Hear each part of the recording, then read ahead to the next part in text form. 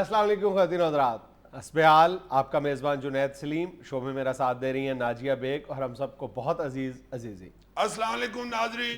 अस्सलाम वालेकुम।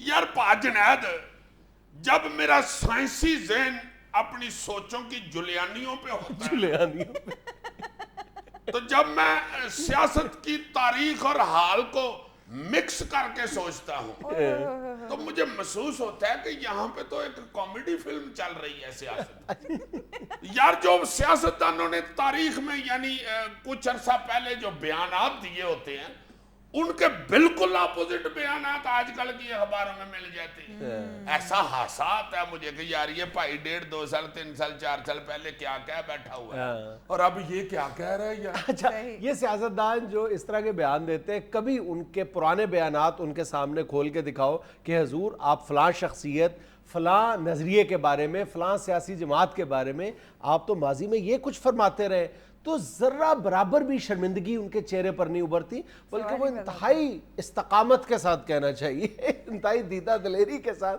ये फरमा देते हैं। आगे से ऐसी तावीलें तलाश करते हैं, ऐसे जवाब तराशते हैं। नहीं जी नहीं, उस वक्त माहौल ऐसा था, मैंने मुल्की मफाद में ये रवैया अपनाया था, मैंने मुल्की मफाद के तहत। और फिर एक बहुत ही यानी इंतहाई ढिठाई के साथ ये कहा जाता है कि जनाब सियासत में कोई चीज हरफे आखिर नहीं होती, दरवाजे खुले रखने चाहिए। अब देखो ना, जैसे चौधरी बरादरान ने बयान दे दिया था कि मुशर्रफ साहब को 100 दफा वर्दी में हम सदर मुंतखब करना पड़ा तो करेंगे। अच्छा, सिर्फ चौधरी बरादरान क्या, तुम पाकिस्तान की तमाम सियासी जमातें, तमाम सियासी रहनुमा, उनके तुम पिछले 10-15 बरसों के बयानात उठा के ले आओ। इस कदर तजाद है पुराने बयानात में, उसके बाद के बयानात में और आज के बयानात में कि इंसान यानी उनके बयानात पढ़कर खुद शर्मिंदा होना शुरू हो जाता है कि ये हमारे मुल्क के लीडर्स हैं। हाँ, ये शेख बरादरान है। नहीं, शेख बरादरान तो यार वो फ्रूट मंडी में उनकी आदत है। ये शेख रशीद साहब पिंडी वाले, कैसी कलाबाज़ी है। उन्होंने जब वो आजाद इलेक्शन जीता था तो उन्होंने कहा था कि पहले उन्होंने कह दिया कि अगर मैं ये सीट जीत गया तो जाकर मैं नवाज शरीफ के कदमों में फेंक दूंगा, और फिर वही सीट उन्होंने उठा के मुशर्रफ साहब को दे दी थी। बैठे जनाब, बैठे। मैं हैरान रह जाता हूँ कि हमारे आज के सियासतदान किस कदर दलेर और बहादुर हैं। यानी जब ये आया है, इलेक्ट्रॉनिक मीडिया का दौर आया है और रोज़ाना वो मुख्तलिफ चैनल्स पे टॉक शोज़ में शरीक होते हैं, वो भी इस बात से नहीं डरते कि हमारी बातें रिकॉर्ड हो रही हैं और माजी में रिकॉर्ड होती रही हैं। साल 2 साल पहले उन्होंने फलां यानी इशू पे ये मौक़िफ़ इख्तियार किया था, फलां सियासी जमात के बारे में ये कहा था, और वो यूं पलटा मारते एक लम्हे के लिए भी वो झिझकते नहीं है, डरते नहीं है, लरजते नहीं है कि हम किस कदर तेजी के साथ अपना मौक़िफ़ बदल लेते हैं। वैसे मेरे जेल में आता पाजनात, excuse me, I am talking you. ये जो वीडियो सेंटरों वाले हैं ना, म्यूजिक सेंटर जिन्होंने बनाए हुए, इनको चाहिए कि इनकी रिकॉर्डिंगों की ना सीडियां तैयार करें। पुरानी फिल्म क्या थी और उसकी रीमेकिंग, बड़ी बिकेंगी। इंडिया में रीमेकिंग फिल्में बहुत चल रही है, ये सीडीज बहुत बिकेंगी। उनके नाम जरा अट्रैक्टिव रख ले, सियासतदानों के ठुमके, फिर जरा अट्रैक्शन बन जाती है ना, सेल ज्यादा होती है सीडी की, तुम नहीं जानते सीडी मार्केट। असल इनको इस बात का एहसास भी नहीं होता, इस तरह बार बार अपना मौका बदलने से, घिसी पिटी बातें करने से इनके अल्फाज में वो जान नहीं रहेगी और असर खत्म हो जाएगा बात। हाँ, नहीं, वो उल्टा कहते हैं लोग, कोई बात नहीं ऐसी, ये बनास्पति का दौर है, लोगों की इतनी याददाश्त नहीं रही हुई कि 3 साल पहले। वैसे एक हद तक अगर वो हमारे सियासतदान ये गुमान करते हैं तो उनकी बात ठीक भी है, लोगों को याद कम ही रहता है। यार डरो उस वक्त से जब ये उठ खड़ा होगा।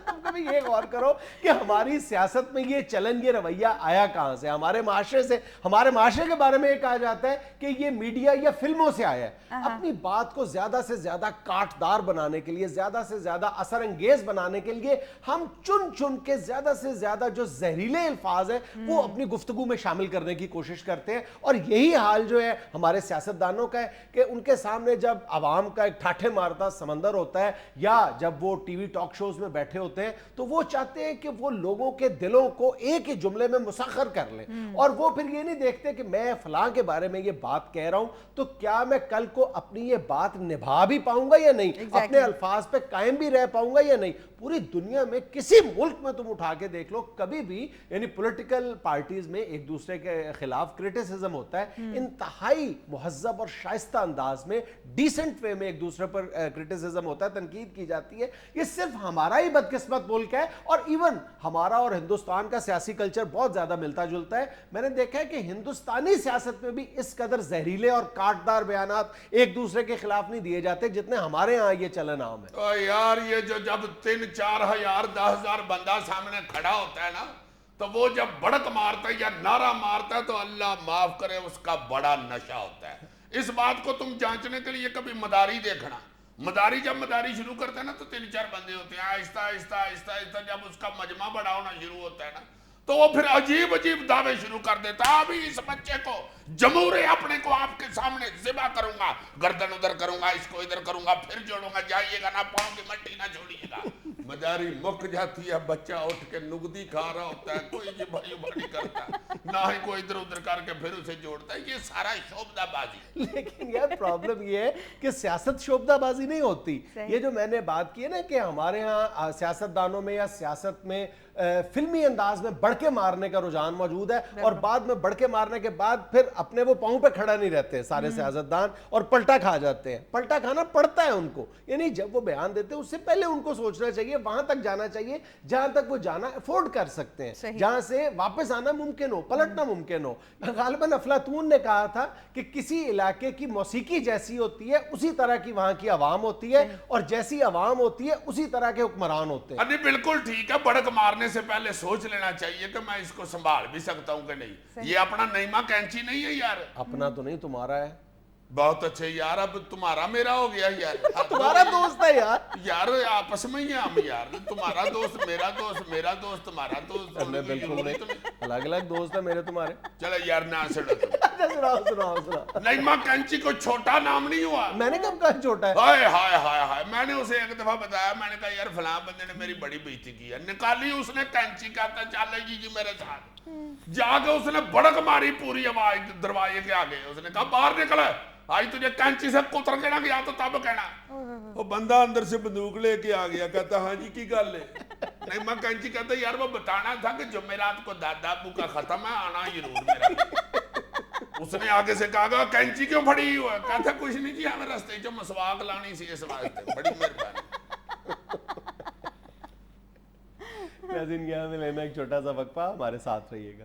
یار یہ نعیمہ کینچی اس بات سے غصہ ہی نہ کر کے